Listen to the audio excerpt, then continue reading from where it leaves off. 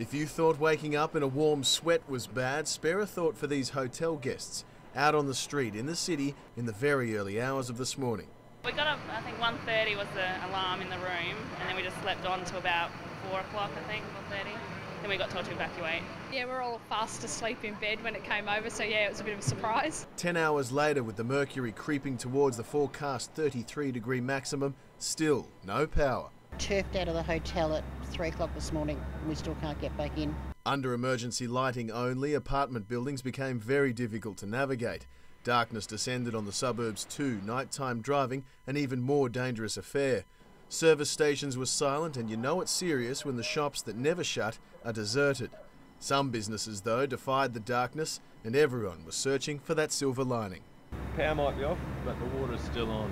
And if you were cooking with gas, so was a hot breakfast. We were going to try and do coffee, but unfortunately, bacon and eggs is definitely the order of the day. After a long, uncomfortable night, coffee was sorely needed, but finding an open cafe was nearly impossible. This was the line-up at a Palmerston coffee van just after sunrise.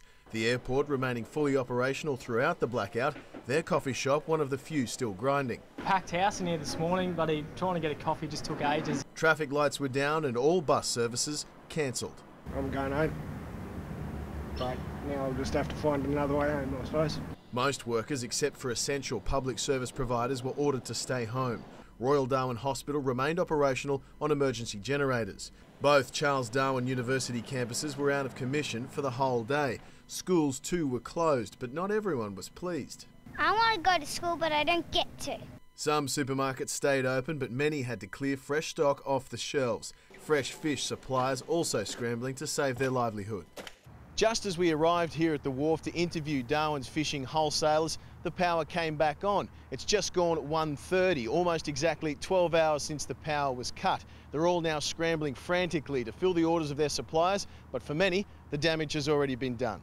We are losing about nearly very close to $10,000. Our shop is still closed. Half of our staff is not at work. Lincoln Humphreys, 9 News.